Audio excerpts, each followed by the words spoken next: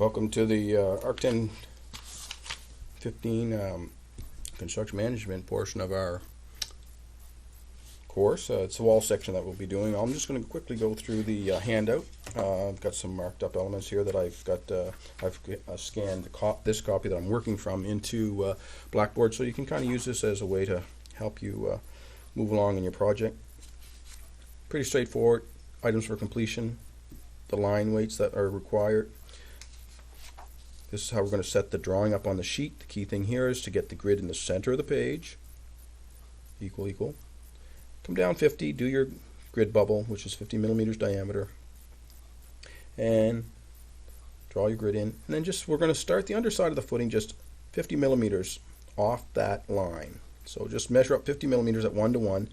And then everything else is going to be in metric, the 1 to 100 scale. Okay, so the items that are going to be drawn, this is our list of items, and I've noted with numbers here on the left hand side all those items. Some things in here that I usually talk about in lecture are why we don't need a drain tile and why no damp proofing is required, and I talk about some code issues about the spacing of these items, about how we're calling it 100 millimeter face brick, but really it's only 90 millimeters wide, similar to a 2x4. Instead of being 2x4, it's a 3.5 by 1.5. And the same with the brick, or the block, sorry. It's instead of 150, it's 140. So make sure you draw those correctly, and we'll put them on your drawing. I'm going to be talking about some elevations, and those are our datums. So those are key things that are in our drawing that I'll talk about in a minute. Top of steel, top of brick, and the remaining items on our wall section. Starting the wall section, we'll get the underside of the footing drawn in, and then we kind of work up, and we're going to work up to this 100 meter elevation, and we're going to go 300 with our footing. And there's a top of footing elevation that's in our drawing that I'll talk about, but basically it ends up just being 1400 millimeters up to that line. So these are all the ways that you're going to get how the excavation works. So use this information to start your drawing and get your footing and your foundation wall properly located, which is 250 off the grid and 50 off the grid. Alright. You're going to need the size of the beam. This is the actual size of the beam, taken from a beam catalog. Size of the decking, taken from a decking catalog. 38 millimeters high is what it is, so that's what you'll need on your drawing. And then these are the dimensions that you'll use to draw the profile of that as you cut through it in section. Symbols on our drawing are all noted here, pretty straightforward. Our earth, our brick, our block, our rigid insulation. Okay, so we've drawn all that stuff already. Those symbols are not new to you. These are the numbers that we were talking about earlier to relate to the items that they're denoting. And then we come to the upper portion of our wall section, and this is where we start seeing our elevations come into play. All right. Dimensions later that we'll be putting these on later, but basically the dimensions that aren't in brackets are the ones that we'll be putting on our drawing. Okay, so all these dimensions go in, and up above we put in these dimensions, the top of the blocking, how far down we're going to come for that angle, our shoe, how far up the gypsum board comes, and then we're going to kind of go into some notes, and we're just going to do vertical guidelines. 1500 this way, 500 millimeters that way, and just do your notes and leaders into them. The drawing itself looks kind of like this.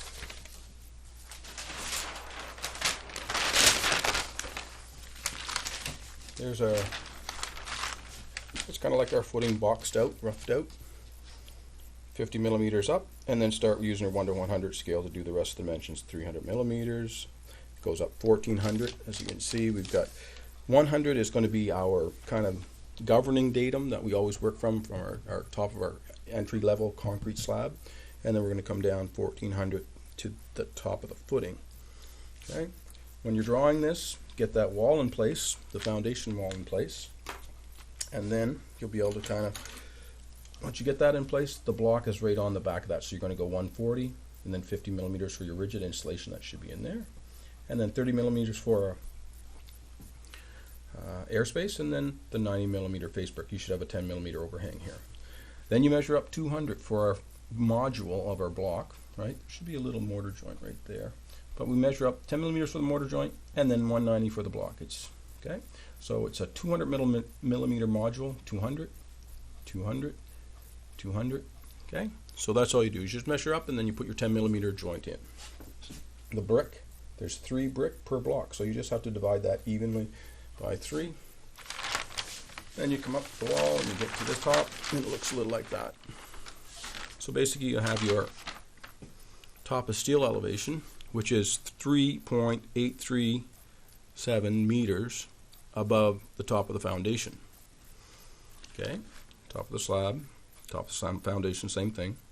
Top of brick is at this elevation.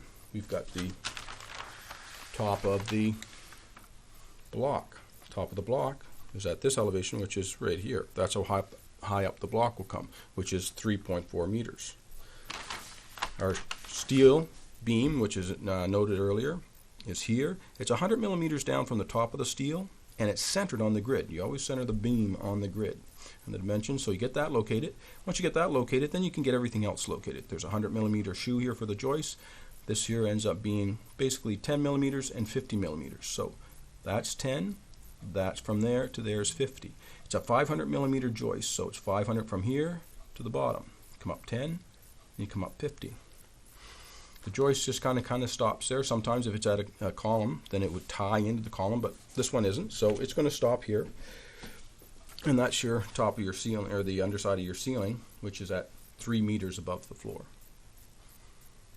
Okay, so basically I want you to get from the first lab, just get things boxed out and the drawing set up to start getting into more of the detail work, and we'll cover that in the second lab. Thanks, and happy drawing.